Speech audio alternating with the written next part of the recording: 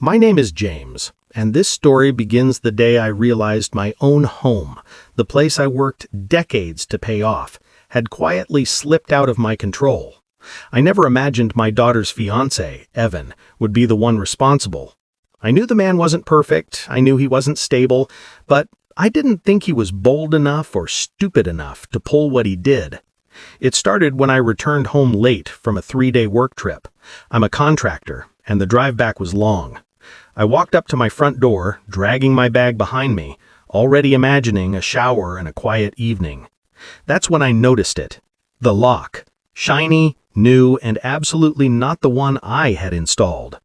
At first, I thought I was just exhausted. Maybe my daughter had mentioned something about changing locks, but I always remember that kind of thing.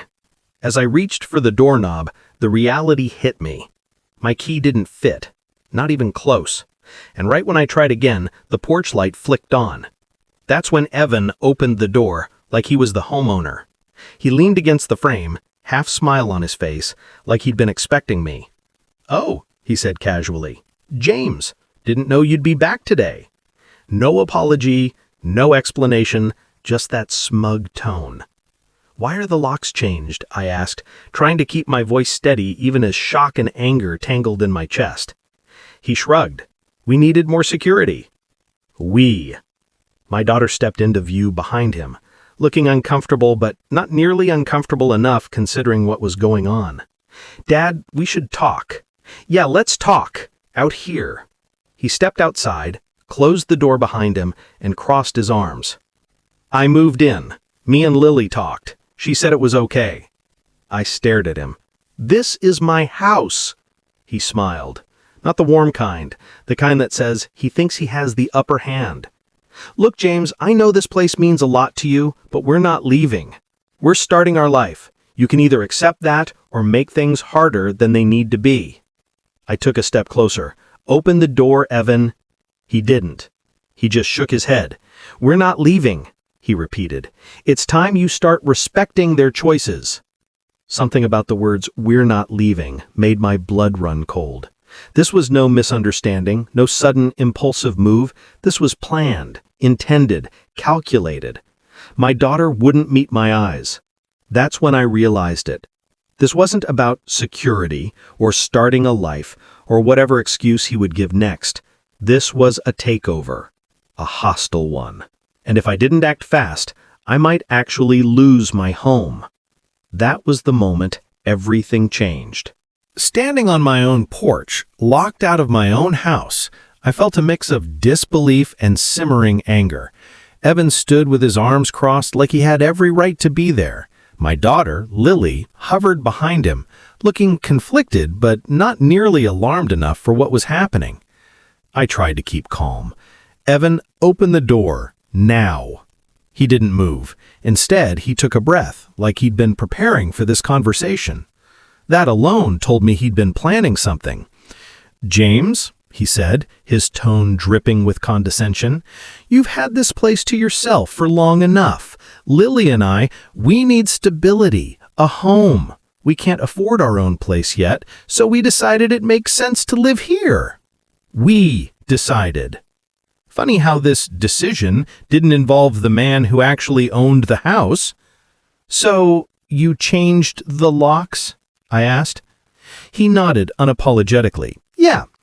We didn't feel safe with the old ones. They were outdated. They were 2 years old, but sure, outdated." I looked at my daughter. "Lily, did you really agree to this?" She wrung her hands, eyes down. "Dad, we talked about moving somewhere cheaper. Evan said it's pointless to throw away money on rent when you have room here. We thought you'd understand." Understand? Understand what? That her fiancé had taken over my home like a squatter's invasion tactic? That he'd locked me out and stood there acting like I was the problem? I stared at her, but she looked away. That's when Evan added the part that told me everything. "Look, James," he said, stepping closer, lowering his voice like he was doing me a kindness. "We're a family now. Families share things. And honestly, the place feels too big for you alone. You should be grateful we're filling it." Grateful. To be evicted from my own life? I took a deep breath. This is still my house. I pay the bills. I bought it. You had no right to change anything. He smirked. We're not leaving, James. The sooner you accept that, the easier this will be. That phrase again, we're not leaving. Suddenly, everything clicked. The quiet conversations Lily had been having, the sudden push for me to slow down at work, the hints that maybe I should travel more, stay with my brother for a while, get a break. Evan had been planting seeds for months. This wasn't impulsive. This was opportunistic. A takeover. But the biggest shock was still coming. When I demanded he open the door, Evan finally stepped aside, not to let me in, but to show me something inside through the window. Suitcases, furniture rearranged, his desk, his gaming setup, his clothes hanging in my hallway closet. He hadn't just moved in, he'd moved me out. And that's when I realized Evan wasn't just trying to live here, he was trying to claim my home as his. If you want to hear what happened next, and trust me, it gets even crazier, make sure to like, share, and subscribe to my channel. Standing frozen on my own porch, staring through the window at Evan's belongings scattered across my house, something inside me snapped. Not loudly, not dramatically, just a quiet, solid click, like a lock.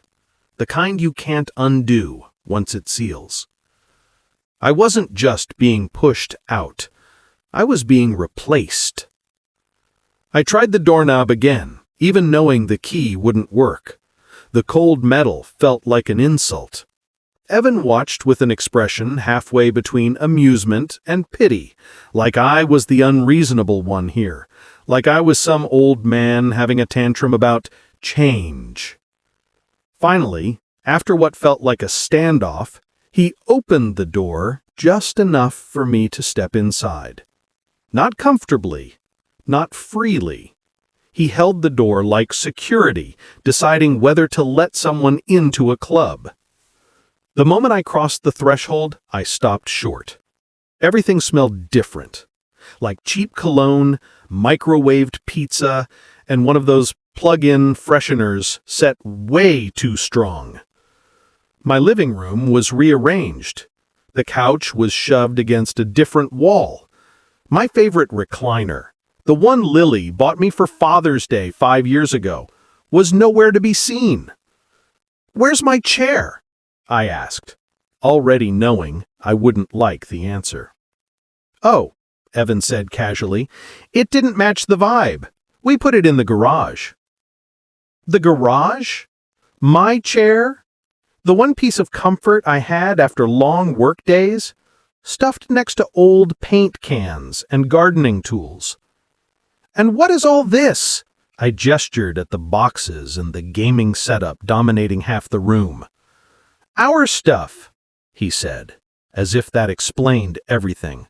"We're building our life here. We needed space." I looked at my daughter. "Lily, you let him do all this?" She looked guilty but firm. "Dad, we talked about this.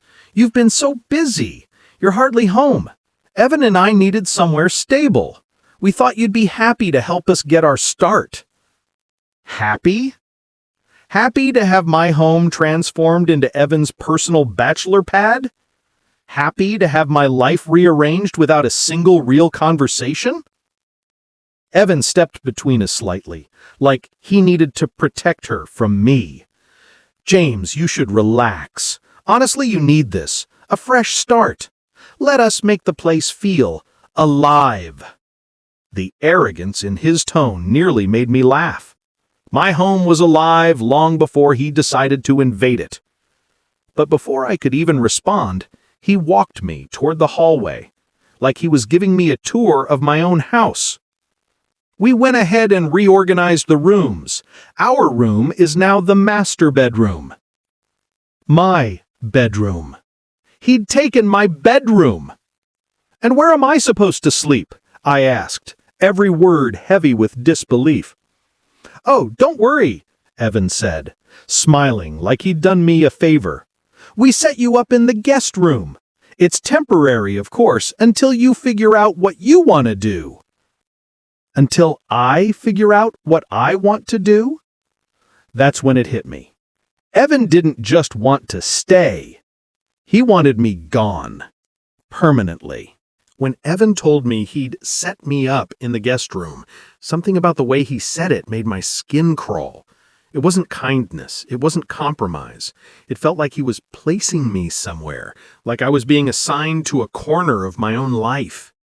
I walked down the hallway, past photos I'd hung myself years ago, and stopped in front of the guest room door. It was cracked open. The light was on. And inside, well, it wasn't the guest room anymore. Not really.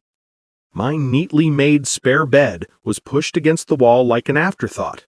Boxes, Evan's boxes, were everywhere, stacked in the corners, on the dresser, even partially blocking the closet. Cables and chargers snaked across the floor like someone had unpacked in a hurry and didn't care about the mess. But the real insult? My toolbox, the one I kept in the garage, sitting wide open on the floor, half my tools missing. I turned to Evan. "Why is my toolbox in here?" "Oh, I borrowed a few things. Don't worry, I'll put them back eventually." I clenched my jaw. "You don't borrow someone's tools without asking." He smirked. "Well, I live here now. Kind of feels like they're everyone's tools." Everyone's, meaning his. I stepped inside the room and could feel the walls closing in. This wasn't a living space. This wasn't a place for me. This was storage, with a bed shoved in it so they could claim they'd given me somewhere to sleep. It was another part of the house Evan had taken over, another space he'd asserted himself into. "Dad," Lily said softly behind me, "it's only temporary. Once we get settled, everything will feel normal." Normal. Nothing about this situation was normal. "It's you should be grateful," Evan added, standing behind her like a smug shadow. "Most people would love free housing. We're trying to make things easier for you." Easier. Losing my bedroom? Being shoved into a cluttered corner? Having my tools, my furniture, and my home rearranged? Yeah, real easy. I took a deep breath and walked back into the hall. I never agreed to this. Not the new locks, not your things everywhere, not losing my room, none of it. Evan sighed like he was dealing with a stubborn child. "James, you're overreacting. This is the best arrangement. You get space, we get space. It's fair." Fair. That word hit harder than any insult. Because fairness would have meant talking to me. Fairness would have meant respecting my home. Fairness would have meant not changing the locks, not kicking me out of my room, and not acting like I was the intruder. I looked them both in the eye. "This isn't fair, and I'm not staying in that room." Evan raised his voice for the first time. "Well, you're not getting our room, and you're not kicking us out. We're not leaving, James." There it was again. The threat, the promise, the claim. I didn't know how yet, and I didn't know when, but something inside me decided they were wrong. If you're hooked and want to find out what happened next, don't forget to like, share, and subscribe to my channel so you don't miss the end. That night, I sat in the guest room, or what was left of it, trying to breathe past the frustration sitting heavy in my chest. My house was unrecognizable. Every room I walked into felt like someone else's territory. And the worst part? Evan seemed to enjoy every minute of it. Every time our paths crossed, he wore that same smug expression, like he'd already won, like he'd planted his flag and claimed the place as his own. I couldn't sleep. I couldn't even pretend to. So I got up and walked quietly down the hallway toward the kitchen. Maybe a glass of water would help me think straight. But when I turned the corner, I froze. Evan was there, standing in front of the refrigerator, eating my leftovers straight from the container, fork in hand, door open, completely at ease. He didn't even look surprised to see me. "Oh," he said through a mouthful of food. "Hope you don't mind. We're sharing stuff now, right?" I kept my voice steady. "Ask next time." He shrugged. "You were asleep, or I thought you were?" Then he tossed the empty container into the trash with a loud clatter, wiped his mouth with a paper towel, and leaned back against the counter like he had something important to say. "You know," he said, "you could make this easier on yourself." I raised an eyebrow. "What's that supposed to mean?" He crossed his arms, expression shifting from smug to cold. "Move in with your brother, or get a small apartment somewhere. Give us some space. Lily and I are trying to build a future here." I stared at him, stunned. "This is my house. Why should I be the one to leave?" "Because you're alone," he said simply. "And we're a family. Families need homes. You'll be fine. You're older. You don't need as much." Older. He was trying to push me out by calling me old. I could feel heat rising up my neck.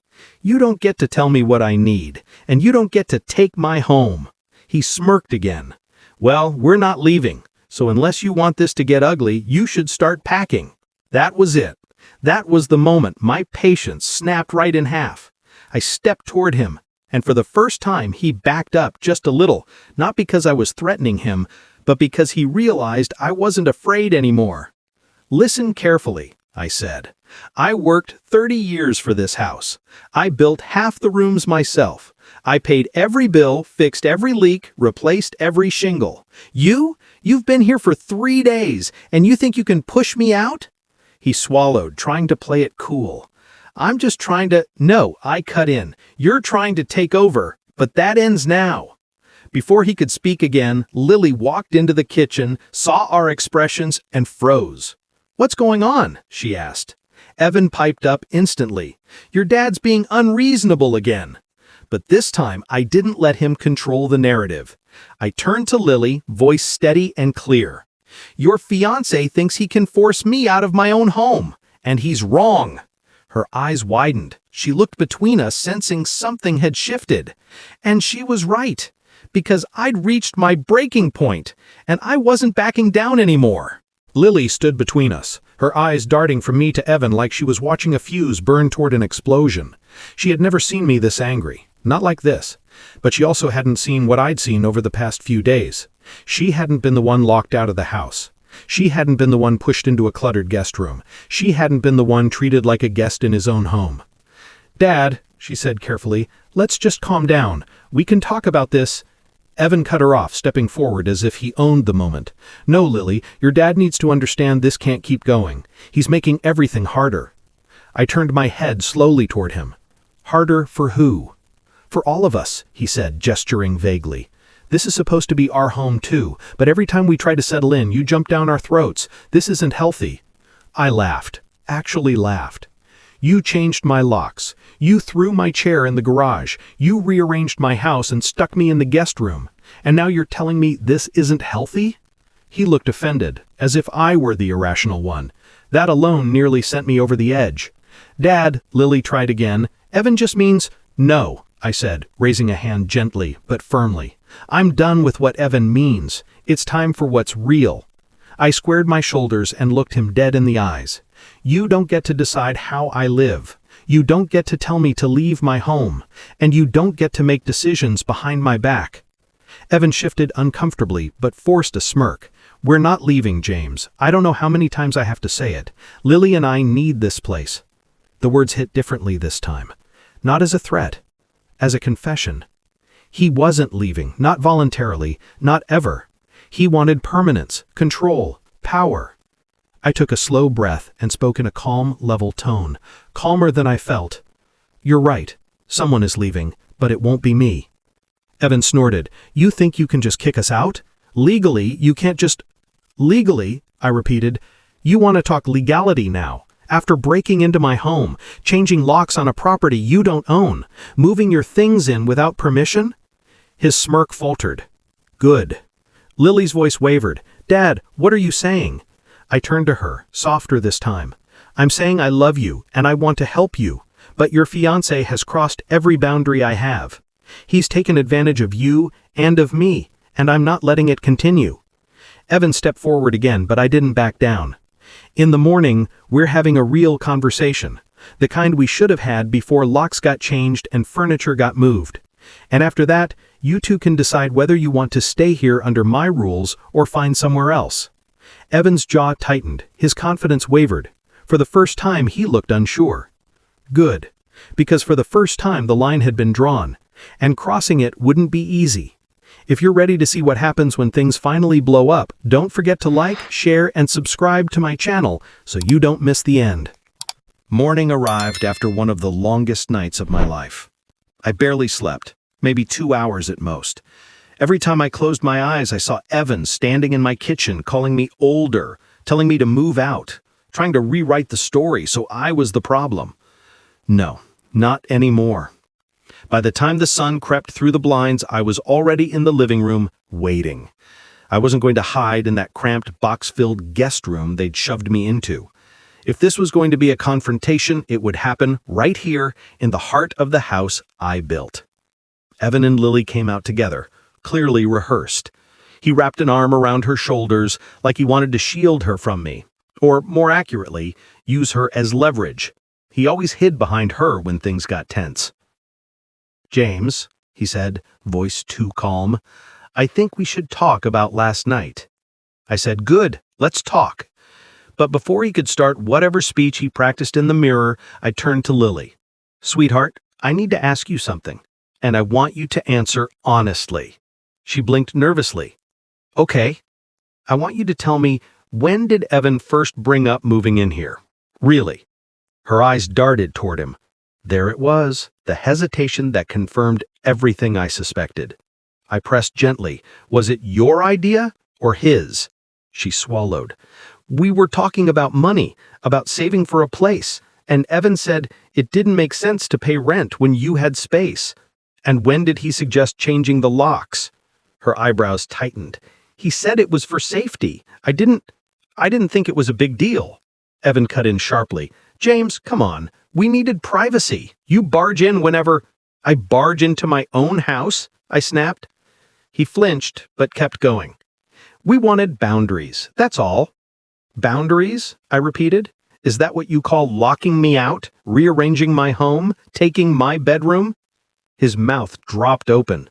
"We didn't take anything. We just—" "Stop lying!" Lily suddenly shouted. Both of us froze. She stepped away from him, tears forming in her eyes, not angry tears, disappointed ones. "Evan," she said, voice trembling, "you told me Dad agreed to this. You told me he said it was fine for us to stay here." My stomach dropped.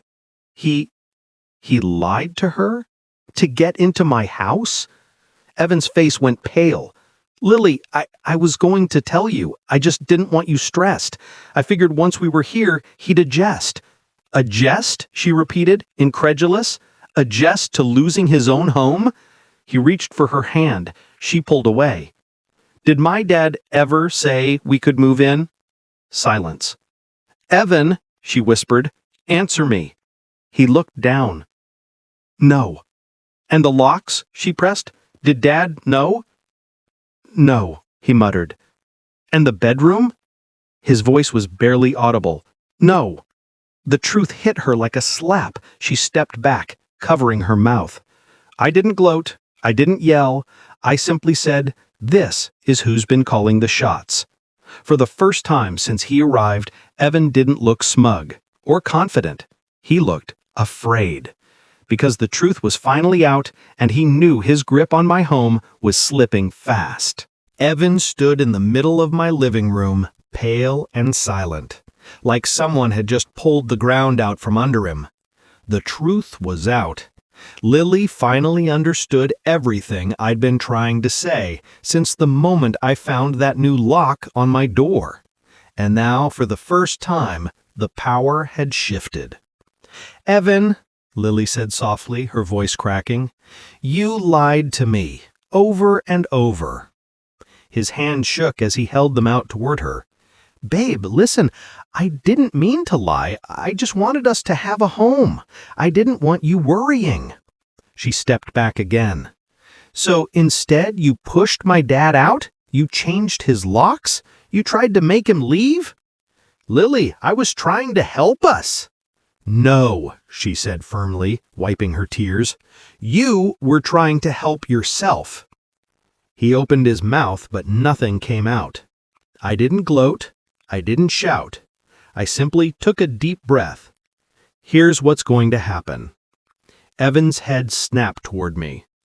You have 1 hour. 1 hour to gather your things and get out of my house. His eyes widened. James, wait! Let's be reasonable. I've been reasonable. I let you talk, I let you explain, I let you lie. But this is my home, and you are leaving today. You can't just kick me out. I live here now. I've established residency, legally. I shook my head. You don't have a lease. You don't have written permission. You moved in without consent. Every single thing you did was unauthorized. If you want to talk legal, we can call the police right now. His jaw locked. I could see the fear creeping in. Real fear, not arrogance dressed as confidence. Dad, Lily said quietly, I'll help him pack. He turned to her, shocked. Lily, you're taking his side? She swallowed hard. I'm taking the side of the truth, and you've been lying since the beginning. Evan's face crumpled. He didn't try to fight anymore. He didn't try to argue. He just stormed into the bedroom, the one he had stolen from me, and started packing everything in loud, frantic motions. 45 minutes later, he came back with his bags. He didn't look at me. He barely looked at Lily. This isn't over, he muttered under his breath. Yes, I said, opening the door wide. It is. He walked out without another word. The moment the door closed behind him, there was a silence so deep it felt like the house itself was exhaling. The tension, the invasion, the chaos, it all seemed to drain out of the walls. Lily stood there crying quietly. Dad, I'm so sorry. I really thought he was being honest. I hugged her gently. It's okay. What matters is that you know now. She nodded, wiping her eyes. I'll help you move everything back. Your room, the locks, everything. And we did. Together. That night, for the first time in days, I slept in my own bed, in my own room, in my own home. And I promised myself one thing.